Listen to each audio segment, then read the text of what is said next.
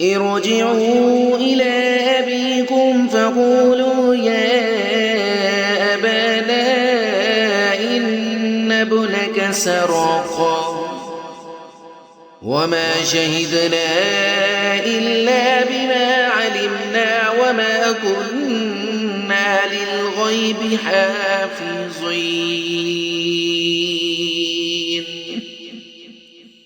تم لوٹ جاؤ اپنے والد کے پاس اور جا کر کہو کہ ابا جان آپ کے بیٹے نے چوری کیا ہے اور ہم گواہی نہیں دے سکتے مگر اسی چیز کی جس کے بارے میں ہمیں علم ہے اور ہم غیب کے نگہبان نہیں ہیں.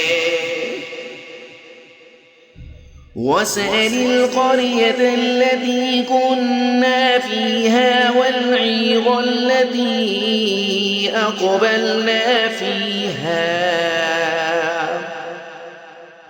وإنا لصادقون.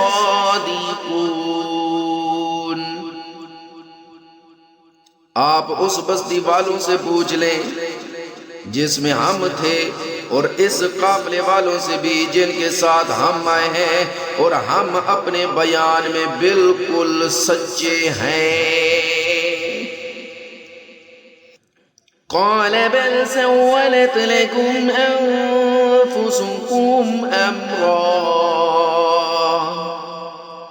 فصبر جميل عسى الله أن يأتيني بهم جميعا إنه هو العليم الحكيم.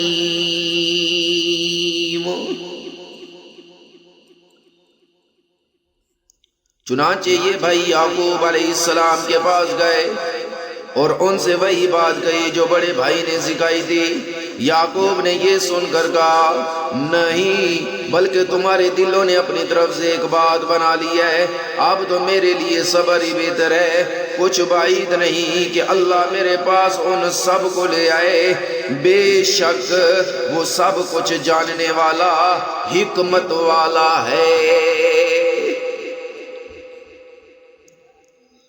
وتولى عنهم وقال يا أسفى على يوسف وابيضت عيناه من الحزن فهو كظيم. اور آپ نے ان سے رخ پھیر لیا اور کہنے لگے ہائے افسوس یوسف پر، اور رونا شروع کر دیا اور صدمے سے آپ کی آنکھیں سفید پڑ گئی تھیں کیونکہ آپ غم کو اندر ہی اندر پیتے رہتے تھے. قالوا تالله تفتأ تذكر يوسف حتى تكون عرضا أو تكون من الهالكين. ان کے بیٹے کہنے لگے اللہ کی قسم آپ یوسف کو یاد کرنا نہیں چھوڑیں گے یہاں تک کہ بالکل گھل کر رہ جائیں گے یا فوت ہو جائیں گے.